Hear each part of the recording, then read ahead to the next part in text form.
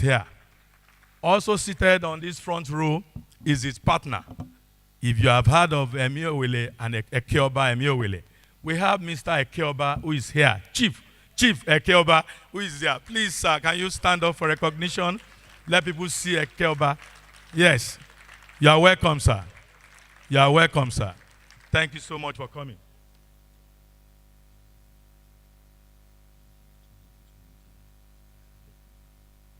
We also have coming into the hall one of those members in the House on the National Assembly who have proved to be very, very useful to this profession. And when I mean useful, they have helped the Institute in one way or the other in the past, and we are highly, we appreciate them. He has just come into the hall, and I'm talking about the chairman of the House Committee on Procurement Matters in the House is here, Honorable Wale Oke, who is here. Thank you so much, Honorable. Thank you for coming. Thank you for identifying with us. You are welcome. At this point, I will yield the mic to the Secretary for Professional Development and Library, Mr. Debo Oyinloye, to give a short welcome address. Mr. Oyinloye, can we give him a round of applause? Thank you. Thank you, I'll say my organo, the Secretary for Marketing and Corporate Affairs. Please, Madam President, permit me to stand on the existing protocol. Since this is a technical session, so I will not be dwelling too much on the ceremonial aspect. I'm holding brief in part for the Deputy President because he is the chairman of the BGM committee, but as the one who is leading the technical subcommittee. So I'd like to welcome us to this BGM. And by doing that, I'll just give a brief overview of the BGM. As we know, today, or since yesterday, we have been here. We had a cocktail party in the evening. Today, thank you. Okay. Today and tomorrow will be the technical sessions, and we do apologize that we have not been able to start according to schedule, but from now, we hope that we'll be able to meet up with the time. The program, as I said, the technical session commences today, and tomorrow is also the second part of the technical session, or the second day of the technical session. On Friday, we'll be having AGM. I'm just mentioning the main highlights of the program. The AGM will be holding on Friday, and of course, on Saturday, which is the last day, we'll be having a BGM and a BEGM combined as one. We do hope and we believe that we'll all have a wonderful time here in Abuja. For those who may be coming into Abuja for the first time, we hope you will go back with a very good impression of the capital city of Nigeria. I also want to appreciate all our resource persons, from those who will be speaking to us during the plenary sessions, and even to those who will be presenting during the parallel sessions. We want to appreciate you for your time, and we know that we have pushed some of us to be able to get here today, but we appreciate your commitment, and we are looking forward to learning from you during your presentation. So please, without we're taking too much of our time, I think we should be receiving the first speaker for this first plenary. Thank you very much. You are all welcome.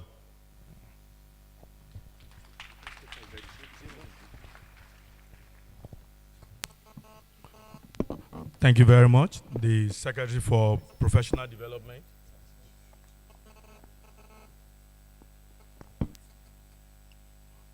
Thank you very much. At this point, I also wish to recognize one of the members of the Board of Trustees, who is also with us.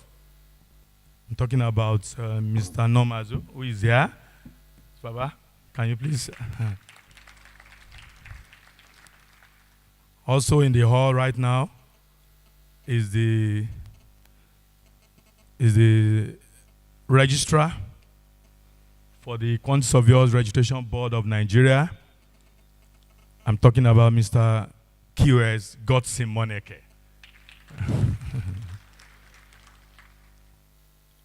At this point, can we progress by having the first paper, which will be given by Surveyor Ugochukwu Chime, the president of the Real Estate Developers Association of Nigeria.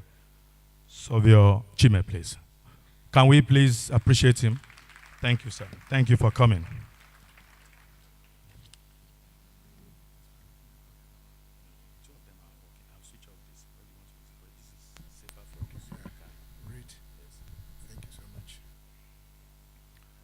Madam President, the distinguished past presidents, fellows, and the members of Nigerian Institute of Quantity Surveyors. It's my privilege to be here today to share with you as a member of the family. All of us have our interaction in Castle, and we've been meeting over the years. I've been privileged. Sorry, sir. May I just also announce that the chairman of this session is the president of CASU, Mr. Olusegun Ajanle-Koko, who is the chairman of this session. Thank you, sir. So I'm covered because the chairman of the occasion is my chairman also. As the president of CASU, I'm a member of CASU. I want to thank you so much, and I'd like to appreciate deeply the Madam President for her untiring effort in collaborating, liaising, and interfacing with various professional groups to ensure that we have a seamless understanding. I'm also happy that the president of APBN is here. That is a good sign, and you have a large number of people who are here. As a fellow of Nigerian Institute of Surveyors, I've been involved in various ways in our professional development, having been a chairman of my state branch in 1996. And it's my privilege to be here and to see that large number of people. I came in here yesterday, about this time, thinking that we have started yesterday, but I missed my time, and that shows you the level of enthusiasm that I have. With gratitude to God Almighty, it's my honor to join you today at this biennial conference and general meeting to dwell on the theme, developing the Nigerian economy for sustainable growth, the construction industry as an effective stimulant. I'm particularly pleased to welcome members of the profession of the built industry to this forum. I believe that with the dedication, commitment, and resolve, we can collectively make a difference to the mainstay of this economy and our people by vigorously pursuing and implementing the takeaway ideas from this forum. For we are all gathered here for the love and hope that real estate and the construction industry could serve as a plank to rejuvenating the Nigerian economy. To kickstart the discussion, it's pertinent for us to recall that real estate deals with land, buildings, and other things permanently attached to the land, either beneath or above. Thus, land occupies a very significant part in the life of people and could be safely regarded as a fundamental and an important economic asset in the life of a nation. Every development of man takes place on land. Thus, we have agricultural, industrial, residential, commercial, tourism, real estate, depending on the land use. To situate the discussion further, it could be rightly stated that we're a landmass of over 910,000 square kilometers in a very good climatic zone, that we have a major source of wealth and development. When added to our vibrant, youthful population, we have an asset that could serve as an economic fulcrum in our quest for wealth creation and employment generation in Nigeria. Beaming the discussion on real estate and housing, suffice to state instructively that we have a huge housing deficit in the country. While we have accepted that we have issues of acceptability, affordability, and availability of housing in the industry, we are yet to agree on the size of the task at hand. Revising the trend in the shortfall of housing inadequacy and creating the add-ons in terms of employment generation should be a harbinger for policymakers and professionals like us in the sector to develop a roadmap to achieve inclusive and sustainable economic development in Nigeria. This is the most auspicious time that we need to collaborate amongst ourselves as practitioners in the built industry and with government to achieve this desired goal. Principally because the recently released Economic Recovery and Growth Plan of the federal government made it clear and noted that over 75% of the investment and entrepreneurial energy that will drive the nation's economic growth will come from the private sector, and that is speaking about us. The 5th Global Housing Finance Conference was held on May 30 to 31st in 2012 at the World Bank headquarters in Washington, D.C. The conference was entitled Housing Finance in Emerging Markets, Providing Shelter, Creating Jobs, and Fueling Growth. Over 200 participants from 36 countries attended the conference, and the theme, just like ours, was to highlight the importance of housing finance in terms of job creation and economic development as a whole.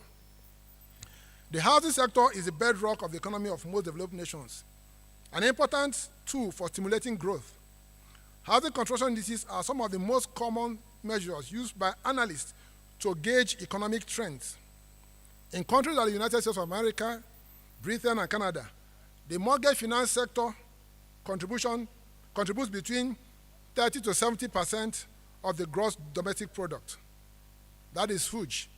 When you compare that in Nigeria, it contributes to less than 0.5%.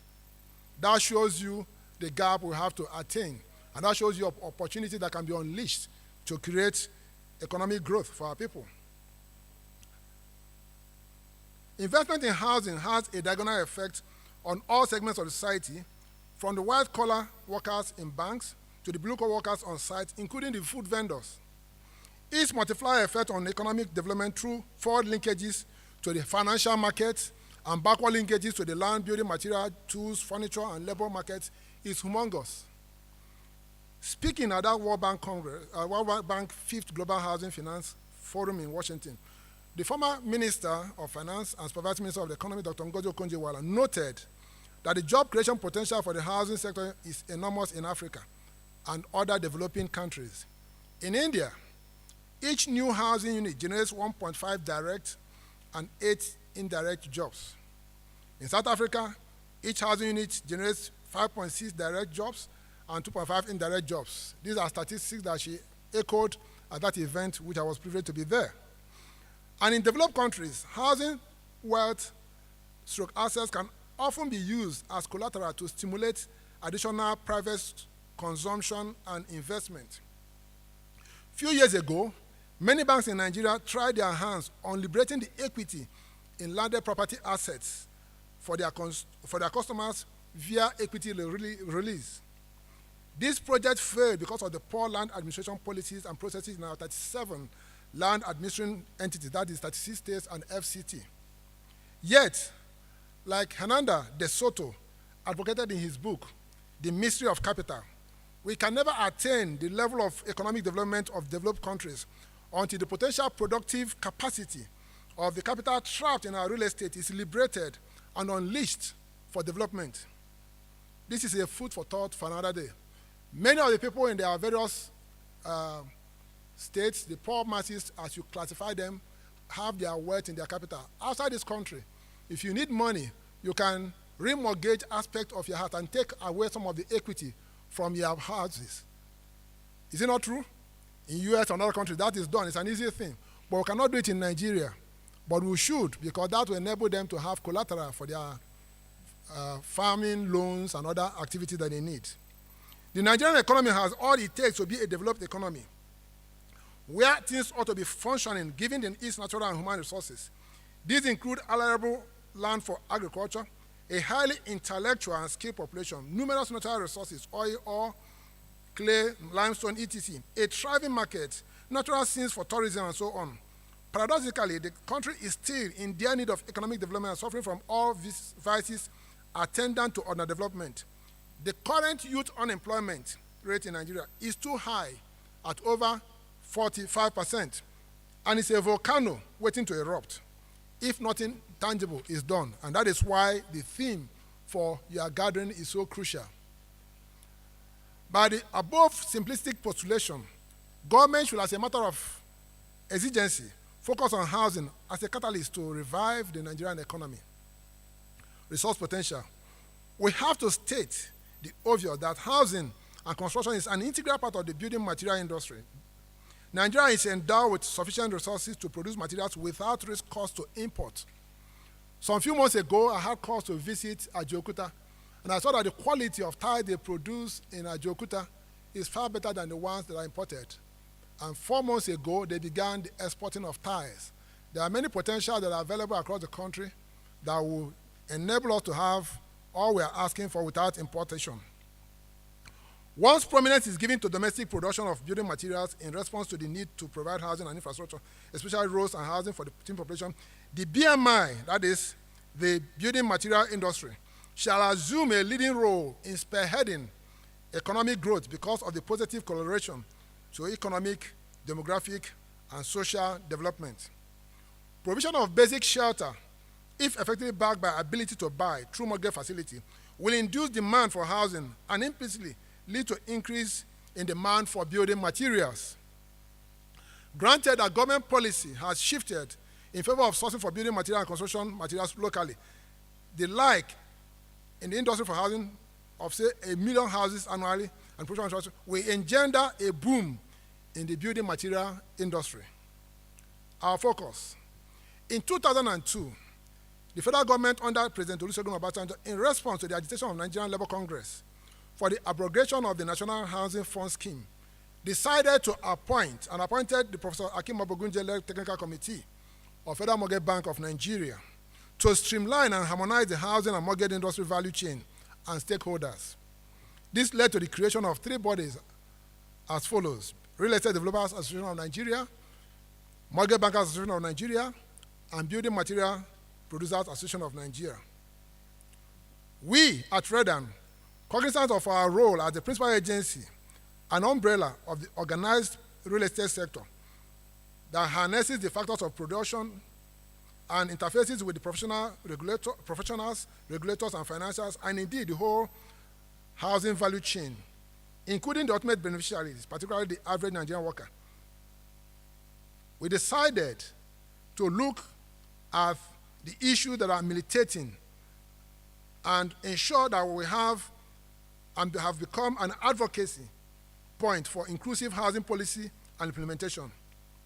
In our quest to unearth pertinent issues limiting profound mileage in the task of addressing the housing deficit, despite numerous seminars, workshops, talk shops, we identified a glaring lack of understanding of the paradigm shift that have occurred in home ownership approach. Before now, if I have built 1,000 housing units, 30 years ago, that would require perhaps about 40 architects, about the same number of quantity surveyors, about the same number of other professionals in the built industry. But today, I can do an estate, only one quantity surveyor will be involved in that estate to design that single model of house, if I'm replicating it. Only one architect will be required. Therefore, the job that used to be done by many of us have vanished. Somebody can buy houses online. Many of the houses that we have built, we sell them online. The people don't see the houses. Everything has changed. So, there has been a paradigm shift in home ownership approach. The emerging multifaceted and multi-scale requirements and the roles of each stakeholder and poor interface management and coordination among stakeholders have become a problem, more than finance, more than land, and more than some of the basic issues we have been trading in the past as a problem. Added to this is the huge transaction cost that has emerged from our working in silos and each stakeholder hiking and insisting on collecting full professional fees. Some few months ago, I had to mediate between members of Nigerian Union of Surveyors and developers in Lagos State because the surveyors were demanding that they should be paid per plot, as if to say the same plot. If somebody came with a plot of land, they should charge X. And if a developer comes with 1,000 plots under an estate, they should be charged times that 1,000. And I have to mediate and say, I'm sitting across both bodies. We have to reduce the transaction cost with the aim of making sure that we have affordability of the houses. And that is one of the things we hope to do as we collaborate together and see our way through the turnover that we seek. A huge paradigm shift has occurred in homeownership approach. The ones who should understand, adjust, retool, and drive the changes are the various professional groups across the value chain. From pre-construction to construction and to post-construction activities, there has to be a seamless, comprehensive value chain analysis and a roadmap drawn accordingly with the aim of attaining acceptability, affordability, and availability of those houses. It's an accepted truth that the people element in a change management process is the most critical. The struggle for tough among professional groups have hindered our capacity and potential to understand and respond effectively to the change all around us. When we apply the understanding that one of us shall chase their 1,000, two their 10,000, we acknowledge that 80% losses we have incurred as a nation and as a people and as professionals because of working in silos. Thus, when added to politicking and the vicissitudes of policy somersaults, the challenge becomes more glaring. People who operate with election mindsets, 4 years cycles, are driving economic development policies and programs that require the case of sustained policies, planning and adjustment